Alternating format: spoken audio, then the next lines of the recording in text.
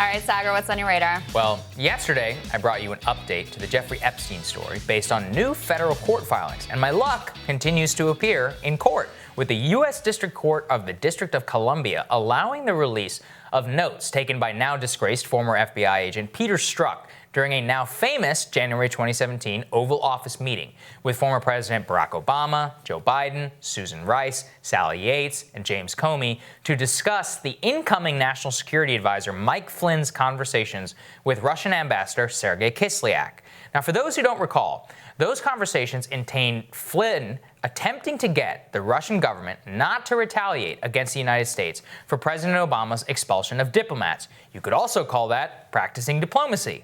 And we know so far during that meeting, Obama and his team openly mused about whether they should withhold information from the incoming Trump team because of unnamed national security concerns. And we also know, based on the recently unclassified information, that the very same day Biden's name was used to unmask Flynn's name regarding his conversations with the U.S. ambassador, with the Russian ambassador, it was leaked to Washington Post columnist David Ignatius. That illegal disclosure is what turned Russiagate from the P-tape story to a national obsession, fueling 2 years of destructive coverage. Now we have these notes, which shed even more light on that meeting. So the hard-to-read chicken scratch notes are scant in detail, but they include Strzok's real-time observation in the meeting that Biden was the only one in the meeting to raise the idea of using the Logan Act to go after Flynn for his conversation with the Russian ambassador. Now, this is significant for many reasons. The main one that I already outlined is that it shows the outgoing administration was encouraging the FBI to investigate and eventually try to entrap the incoming National Security Advisor of the United States. But it also shows that Biden was not telling the truth the last time that he was asked about this in May by then ABC News anchor George Stephanopoulos. Let's take a listen. I do want to ask you about Michael Flynn, the former National Security Advisor to President Trump, and the move by the Justice Department last week to dismiss the case against him for lying to the FBI. The president said yesterday that that move is justified because President Obama targeted Flynn. He called it, quote, the biggest political crime in U.S. history. Your former Senate colleague Charles Grassley has added that Flynn was entrapped and asked on the Senate floor, what did Obama and Biden know? When did they know it? So what did you know about those moves to investigate Michael Flynn, and was there anything improper done? I know nothing about those moves to investigate Michael Flynn, number one. Number two, this is all about diversion. This is a game this guy plays all the time. The country is in crisis. We're in an economic crisis, a health crisis. We're in real trouble. He should stop trying to always divert attention from the real concerns of the American people. The American people are worried with good reason. He has acted irresponsibly from the very beginning. He continues to act irresponsibly. He hasn't done his job. This is all about diverting attention from the horrible way in which he has acted with what he did. We don't have coronavirus because of him, but we have the devastating impact of it because of his lack of a policy, his lack of action. It's all about diversion. I do want to press that. You say you didn't know anything about it, but you were reported to be at a January 5th, 2017 meeting where you and the president were briefed on the FBI's plan to question Michael Flynn over those conversations he had with the Russian ambassador Kislyak. No, I thought you asked me whether or not I had anything to do with him being prosecuted. Okay. I'm sorry. I was aware that they asked for an investigation, but that's all I know about it, and I don't think anything else. So Biden first claims he knew nothing about the investigation. Then he says, well, it was brief, but he wasn't involved. And yet, according to the FBI agent in the room, he was the one encouraging the use of the Logan Act and said something about how in the many years he spent on the Intelligence Committee that he'd never seen anything like this. Now, you couple that with the fact that his authority was used to unmask Flynn in the first place, I think it's pretty fair to say he was pretty involved in the case. And the craziest part of all of this is that Comey, according to Strzok's own notes, told the assembled group that Flynn's conversations appeared to be, quote, legit. So you have Comey in the same meeting saying there was nothing untoward, as far as he could tell, with the phone calls. And yet, President Obama is musing whether he should continue to share intelligence and even says, quote, right people should look into the Flynn phone calls.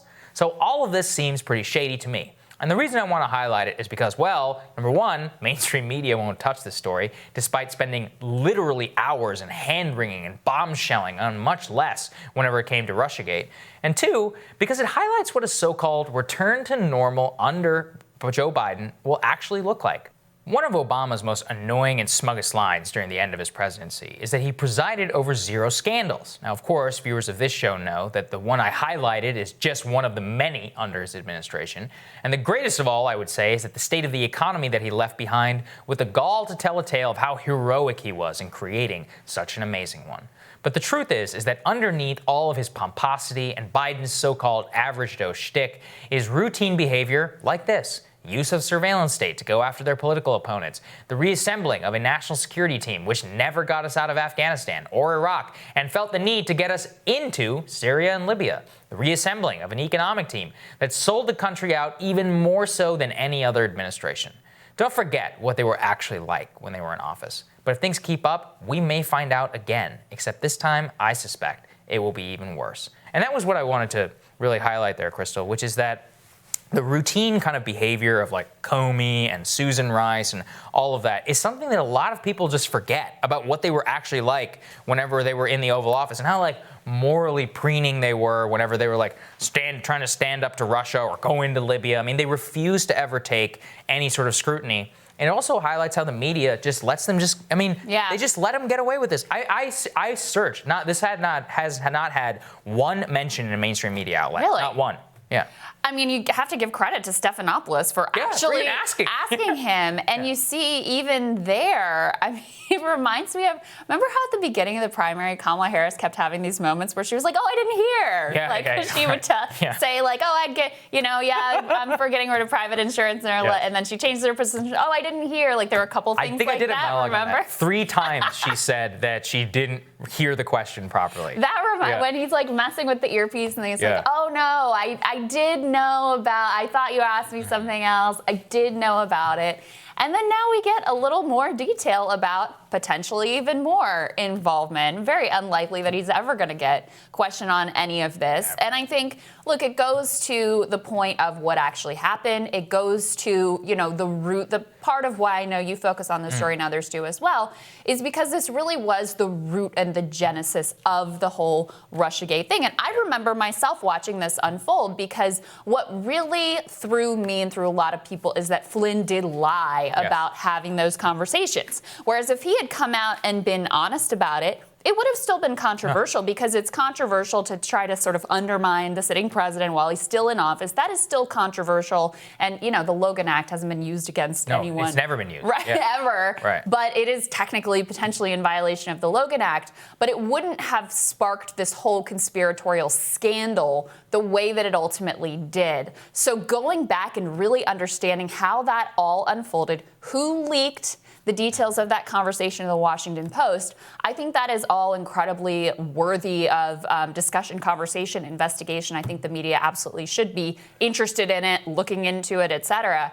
Also, you talk about, what this portends for the way a Biden administration may unfold. Let's not forget that Susan Rice is quite high up the list on the VP of potential vice presidential slots, which is kind of incredible.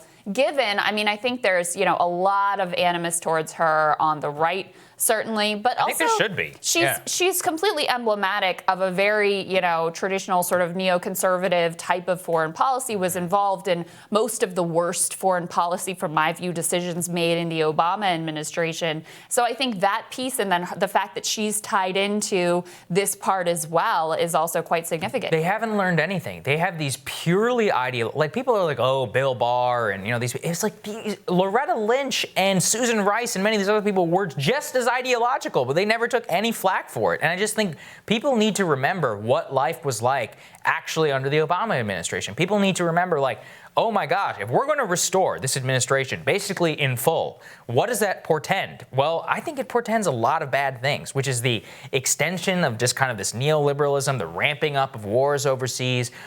Surveillance states, so much of the ways, the norms and things that were established under them are just going to continue, even though Americans in 2016, and even in the Democratic primary for a while, were like, hell no. We don't want any of that. People have voted over and over against it. And yet, I do think sometimes Trump has weird instincts on foreign policy. Sometimes his instincts are right. I, like you, supported the idea of meeting with Kim. I support the idea and the instinct of engagement.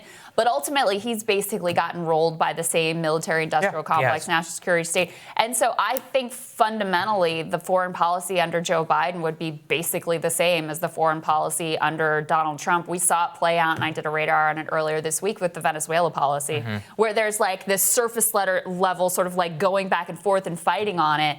But ultimately, at the end of the day, they both back the same policy. I think it's a lot of that because Biden actually is ideologically very much in line with this kind of military industrial complex, foreign adventurism and intervention. That is where he was the chair of the Senate Foreign Relations Committee when we were making the case to go into Iraq, right? So very much integral in all of that. And I think that's where his ideology lies. Trump's kind of all over the place, but he ends up in the same place because of the strength of that whole operation. I still think it would be worse, and I'll say that, because he is still obsessed with the moralism and with globalism. So like with the free trade, he said something the other day, and most people don't pick up on it. He's like, NATO will not exist if Trump is president in 3 years. I'm like, that's just not true. It's obviously not true. What he's responding to that is that they were going to pull some troops out of Germany, like 25,000 troops.